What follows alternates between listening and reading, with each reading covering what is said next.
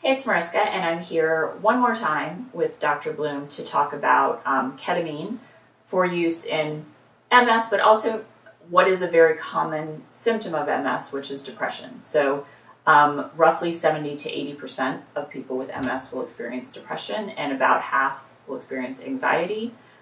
Gee, I wonder why. So where do you see research going in terms of ketamine, and how do you, as a practitioner, kind of stay on top of it? Yeah, I think we touched on it lightly in one of the former videos, but the idea of ketamine and neuroplasticity and actual physical remodeling of the brain, repairing brain cells, decreasing inflammation, repairing that myelin sheath that's so important for nerve conduction, really puts ketamine in a place for excellent research for neurodegenerative disorders. So we're talking about MS, we're talking about Alzheimer's, we're talking about Parkinson's, we're talking about ALS. Could these medications be a potential way to slow down, certainly slow down a lot of these symptoms and improve symptoms like gait. So I'm excited about that, and that's actively happening. I think there is so much information out there. You have to be very careful with what you're looking at. I think looking for research on personal experiences, I have no problem with patients looking at things like Reddit, where patients have shared experiences. I think that's great. And there are certainly different organizations now. The one we belong to is ASKP3 for all ketamine providers. There's a lot of good patient information there. Because it's such a new area and kind of field, I think one of the biggest things is we're part of a community of ketamine providers, certainly through ASKP3, as well as through our medical record that's actually geared to ketamine clinics, where there's actually an online physician community. There's a lot of active research going within that because we're talking across the country. Patients are using the same medical platform, which gives you access to patients' statistics. Is that the OzMind? That's OzMind, okay. Exactly. Can you tell me a little bit more about that? Because both you and the other doctor that I went to used that, and I was just kind of curious. Yeah. So, at the heart of it, what is it? It's an electronic medical record, right? So we upload our notes there, we write down your vital signs in it, we can communicate with you through there. There's actually a little area where a patient can journal experiences in there as well. So it's a very user-friendly platform, and our patients absolutely adore it. But secondary is just the physician and large provider community that is a gift, and just the access to patient data from if you wanted to do a study and really take a look at kind of a retrospective study, what were patient characteristics, what medications were on. You can reach out to other providers, and a lot of questions that are put into the platform. I did this dose today, it seemed to really help this particular patient. And there's a board that sits on OzMind. It's made up of different types of physicians as well. So I think really having on-the-ground kind of boots data, not just when we look at a scientific paper, which is absolutely important, out of Yale, out of NIH, wherever, But I think really what's happening day to day, because often that's not reflected. You look at these studies and how does that relate to my patients and my practice? Does it reflect what I'm seeing day to day? I almost think, really communicating with providers across the country to see what they're doing, what's worked, is really as important, quite honestly. So does it give you a summary, or can you just go in and just start reading other physicians? It's you can pose questions to other patients. There are there's review of scientific literature discussing things. So it's really just bringing this virtual community together. Now, I know the community of ketamine providers is maybe a little bit of the Wild West. It is. So I thought it was very important to go to a real doctor. And I love my nurse practitioners that I've been to. But my understanding, does a doctor have to be involved to be able to prescribe ketamine? How is it that doctors are working? Because I will say here, there's always been a doctor. who checks in with me. They're always here in the moment, but there's also a nurse. Yeah. What are other places doing, and what, should the savvy customer be looking for? Yeah. There's again, the Wild West. Ketamine is the Wild West. There is a wide range of variability as far as even protocols, the timing of, how long it's given over, dosing, who's in house during your infusion. So a doctor does not necessarily have to be in the clinic. That was something when we started Capital Ketamine Wellness, we said to ourselves, there needs to be a physician in-house at all times. For us, safety is paramount. But certainly there are psychiatric nurse practitioners that are running clinics like this. You can also have physician assistants paired with nurse practitioners as well. So there's a wide range of practitioners doing this, and I just think it's important for a person to understand what their training is, what is the safety protocols at the clinic, what is the emergency protocols at the clinic. If something should happen, what's the capability of my clinic if I should experience a complication? So you need to be an educated consumer. I think going to the ASKP3 website, I'm just going to give that another plug, is helpful because... so is that just ASKP3.org? And what does that stand for? I believe it's American Society of Ketamine Providers. Okay. Yeah. So typically, providers that have gone out of their way to join that, you can have some trust in. Right. Exactly. Because they're trying to maintain a standard. Exactly. So that might be a nurse practitioner who has absolutely. training in anesthesia. Yes, 100%. So, but it's not, I don't think there would be like a pill mill kind of ketamine practice, but I don't know. There are. There are? There absolutely are. So are they doing infusions, or are they doing... Not using infusions. So those clinics are typically, they may give you a shot of ketamine intramuscularly. Or they may do a dissolving tab. So, and there are many of those clinics out there. Okay, don't go to those. Go to the real clinics.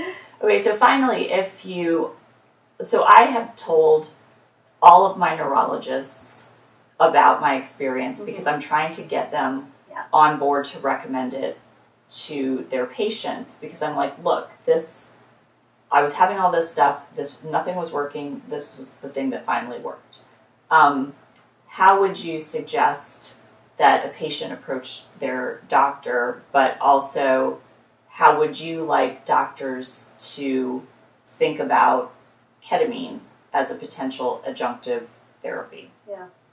Well, physicians are human, and just like the lay public has some concerns about ketamine, there are plenty of physicians, and that includes psychiatrists who haven't jumped on board with ketamine and won't recommend it to their patients. So what we tell patients is, for us, we're very collaborative, and we're happy to have a conversation. And I think any clinic that's going to take you on as a patient should be willing to speak with your personal physicians to try to understand, what their understanding is, or what the obstacles are, or what they're concerned about. Because often it just takes a conversation, and they get it. And they say, well, it's not going to hurt. It's not going to hurt me, but it may help me. And often it's just a personal conversation with someone to really convert them to say, okay, I'm okay with you trying this. I think it's good for patients to be transparent. This is, if we were talking a few years ago, I think it's harder for patients to bring up. Now you can come in hand with some pretty solid research and say, I've been looking at these, I've looked at a few of these studies, and it looks like there's ongoing research with it. What do you think about this for me? And listen, there are going to be some physicians that say, I don't recommend it. And we have plenty of patients in our office whose physicians either don't know or aren't on board with it. And that's okay. Ultimately, the patient needs to make that decision for themselves. We love physician buy-in. We do a lot of reaching out to mental health providers, to medical physicians, to try to erase the stigma and stereotypes that we've encountered. I think like one of the things that was very frustrating for me as a patient, and I would consider myself a far above average in terms of research patient, because I research on journals and stuff like that, is that my doctors had no idea about it. And I was like, what do you think about ketamine for spasticity? And they're just like, I don't, you know, and it was almost very dismissive. So I think that there is benefit. I mean, I just tell my doctors what I'm doing and then I do it. But a lot of people I feel like would maybe like that, to have like their ketamine provider talk to their doctors so that everyone is on the same page. And I also just think that, like, what if somebody figured out that it's like, and I'm just making something up, but that if I'm on X medication and then I got ketamine infusions and all of a sudden some MS symptom was gone, then that might spark an idea for research. Because that to me was like, who's doing research in this? Because until somebody's really researching ketamine and MS, it's not going to be covered by insurance. Right? So have you had any luck getting infusions covered by insurance? It's pretty rare. What we tell patients is that go into it assuming you're going to get zero reimbursement.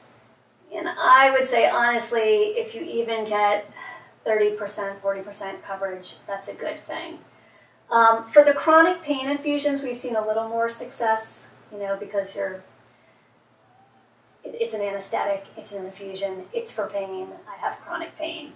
The insurance companies look a little more kindly on that than saying I'm going to do IV ketamine that hasn't been FDA approved for depression or PTSD, and have them cover it. Because final question, do you have a favorite type of patient? Ooh, a favorite type of patient? I mean, obviously me. But clearly me.